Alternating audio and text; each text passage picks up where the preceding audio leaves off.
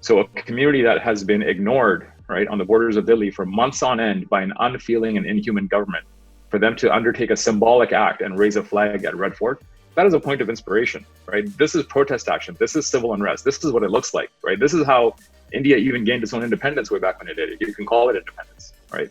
It unfortunately appears to be some of the older generation that are still living with a bit more of an oppressed mindset. So when the government comes in and wags a finger at them and says, you did it wrong, their reaction isn't to critique the government.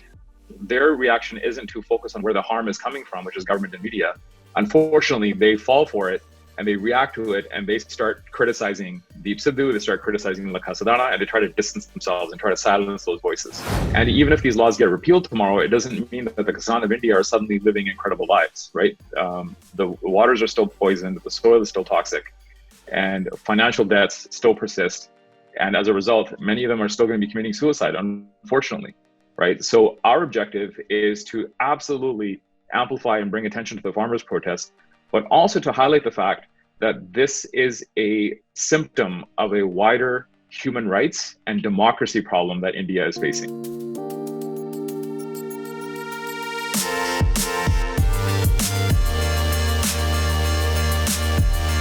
खतरनाक साजिश रच रहा है और वो भी Canada में बैठकर।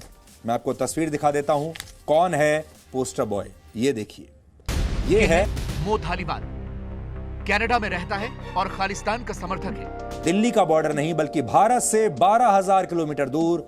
Mo Dhaliwal and his organization is allegedly behind rallying the celebrities including Rihanna, Greta Thunberg and the likes. Hey everyone, welcome to DARPAN Dialogue. It is being hailed as one of the greatest protests of our times.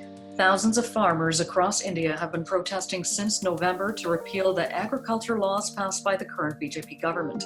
They say these laws will leave them at the mercy of large corporate firms. A local man, Mo Dhaliwal, the co-founder of Poetic Justice Foundation, is accused of being involved in an alleged international conspiracy to divide India with the help of international pop sensation Rihanna and climate activist Greta Thunberg, both of whom tweeted in support of the farmers' protests. Mo Dhaliwal has been good enough to join us. Hi, Mo, how are you? Very good. Now, you were featured on practically every news channel in India for allegedly being the man who created the toolkit tweeted by Greta. There's footage of you speaking outside the Indian consulate in downtown Vancouver on Republic Day about Khalistan. The Delhi police has launched an investigation against you. Why did you feel the need to bring up Khalistan during such turbulent times? There was a real divide kind of forming within the protest action in diaspora around the involvement of quote unquote religion or the involvement of issues of Khalistan. And this division is really, our community kind of falling for the divisive politics of Indian media and the Indian government, right? It's within their best interests to make sure that any energy that the Punjabi community is developing towards a protest action, that they form cracks within that, right? That they form division within that. And one of the ways of doing that is by creating these Khalistan associations with the movement. And that is something that I think carries a lot of taboo and trauma for our community. So it becomes a divisive issue, unfortunately. And so that speech that I gave on Republic Day here in Vancouver at the Indian consulate, it was really meant to help people come together, right? Because Khalistan was turned into this wedge issue, as if people that are in support of Khalistan had no role within the protest, as if people that were proudly carrying a Kesari Jhanda or a Nishan Sahib, as if they had no role within the protest, as if Sikh philosophy and ideologies had no role within the protest. So that was my attempt anyways at talking to the youth in our community and saying, don't just run away from something because you don't understand it. It's not about agreeing or disagreeing, but understanding that we're all here for one reason, right? And that is to strengthen the voice of the people on the front lines of our protests. And the only way we can do that is by opening our hearts and minds to each other. So my call to the community that day wasn't a big advocacy of Khalistan or something like that, nor was it any sort of hate-filled message by any means, as it's been portrayed by Indian media. My call to our community was to open their hearts and minds to each other. If you see somebody with a sign that you don't understand, that has this bad word Khalistan on it, ask questions, learn, understand what's going on and why those people are here. Nobody wanted to become a Kharku. Nobody wanted to become a terrorist. I lost my chacha in the 90s because he became a Kharku. I just want you to hear this. I want the young people to hear this. The reason why the Khalistani people are so passionate about this is because 40, 50 years later, we're seeing the truth that they predicted in the 1970s. In the 1970s, they wanted an independent land so that we wouldn't have to live through this movement. So my request to all of the young people here is don't close your eyes to each other, don't close your hearts, don't close your minds to each other. Interesting you say that, because farmer leaders themselves have said, let's just focus on the issue of the protest, of repealing the laws, what they're basically protesting for, and leave the Khalistan issue outside of the conversation for now. So don't you think it would be better to just focus on that and not do such an advocacy piece at this point in time, and not have the government derail the entire movement?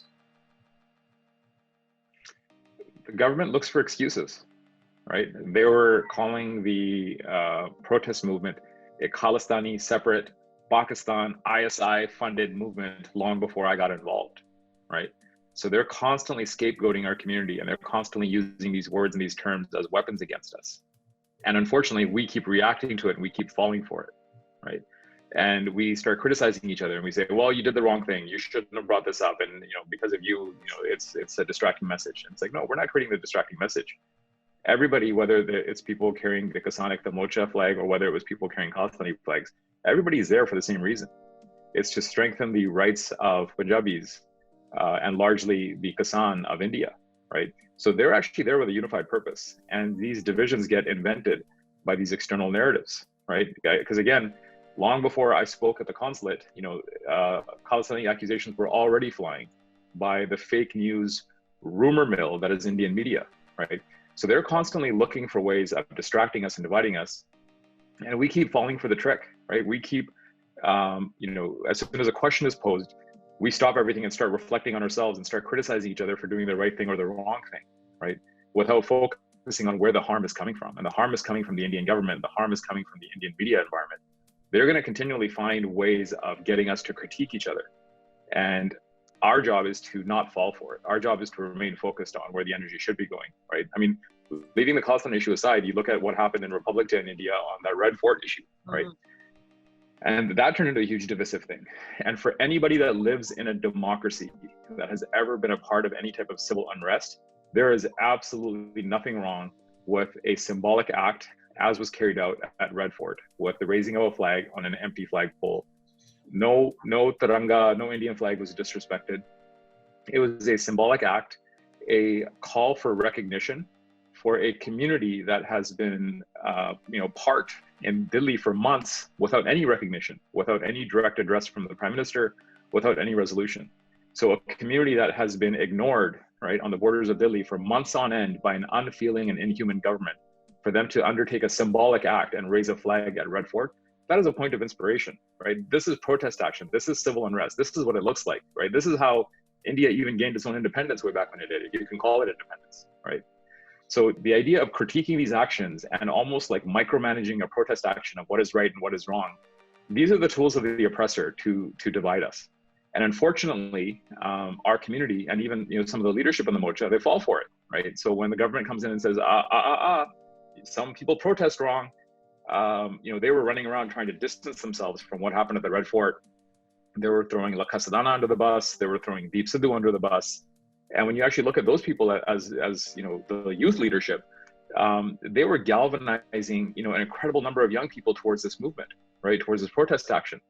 And it unfortunately appears to be some of the older generation that are still living with a bit more of an oppressed mindset. So when the government comes in and wags a finger at them and says, you did it wrong, their reaction isn't to critique the government. Their reaction isn't to focus on where the harm is coming from, which is government and media. Unfortunately, they fall for it and they react to it and they start criticizing Deep Sidhu, they start criticizing La Casadana, and they try to distance themselves and try to silence those voices. But there's no such thing as having a single a singular voice in a movement like this. There's going to be thousands of voices, right? I mean, one of the examples I draw is that if people that were involved in indigenous issues, if people that were involved in the Black Lives Matter movement, right? If they showed up in solidarity with our protest action here at a rally, would we tell them to go home, right? Would we say, thanks, no thanks, Black Lives Matter people? You know, that's the wrong message for us, right? To people working in indigenous issues, would we say, oh, thanks for showing up, but you know, you're part of the wrong movement and you shouldn't be here right now? We wouldn't do that. We would appreciate and we would enjoy their solidarity, that they're supporting our message, which is in support of the farmers in Punjab. So I think this tendency we have to critique ourselves, right, and to fall over ourselves trying to please the master, right, and to live in fear of these masters in India, I think that is actually the root of the issue that we need to eliminate in our community. When we talk about the work that you do and your foundation does, what are you doing at the moment to push the farmers' protest forward? So the farmers' protest, and I said this in my speech that day as well, was a part of a larger issue, right? And the larger issue is state violence against minorities in India. The 3 farm laws that we were reacting to and what created this energy in diaspora, we can look at those farm laws as being a type of structural violence, right? The difference between it and immediate physical violence is that everybody doesn't die overnight. People don't die right away, right? It might take 10 years to kill off this entire way of life, but it is a structural violence. And what we wanted to do was bring attention to a state, a government, a media environment that is highly violent towards minorities. So our message in this Ask India Why campaign, and that continues to exist on this askindiawhy.com website, is to bring the focus, yes, on the farmers' protests, absolutely, but also to position that as a part of a wider conversation to say this is an extremely violent government, right? They introduced these 3 laws last year. Even if these laws get repealed, what's to stop them from introducing 5 new laws next year, right? 2 new laws next year. It's like their focus seems to be on the elimination of rights and privileges of the common people to consolidate power in the hands of a very, very small group. And so when you have a government like that, the next time they introduce, highly oppressive and violent laws, like, are we going to set up a morcha again? Are we going to, sit on the borders of Delhi for months on end again? Like, it's not sustainable, right, to do that. And even if these laws get repealed tomorrow, it doesn't mean that the kisaan of India are suddenly living incredible lives, right? The waters are still poisoned, the soil is still toxic, and financial debts still persist. And as a result, many of them are still going to be committing suicide, unfortunately, right? So our objective is to absolutely amplify and bring attention to the farmers' protest, but also to highlight the fact that this is a symptom of a wider human rights and democracy problem that India is facing, right? India is a democracy in retreat. They rank 142 out of 150 nations for press freedom. They recently were moved from being called a free environment to a somewhat free environment by one of these democracy watch organizations. Amnesty International can't operate in India anymore. They had to pull out due to interference. They've been cited by Human Rights Watch, continually. So this is a country that holds the brand of democracy, but it's not a real democracy, right? It's kind of like this, authoritarian parliamentary system. So what we want to do is continue to focus on the fact that the structure of the government of India is highly violent, and the farmers' protest is responding to one symptom of that, which is the farm laws.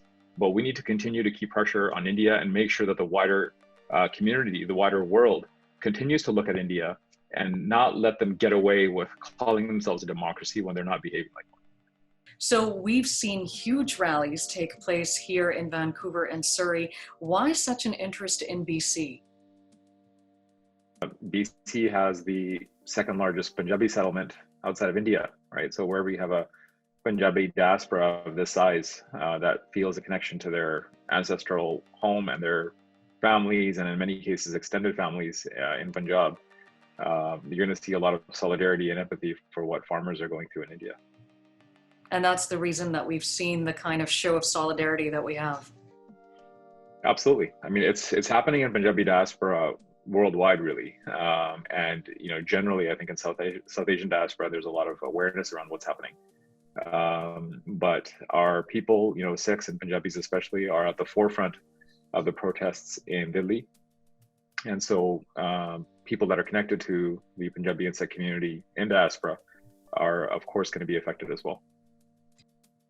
Mo Dhaliwal, thank you so much for taking the time to speak with us. All right, thank you. Follow us on Facebook, Instagram, Twitter, and YouTube. Like, share, and subscribe.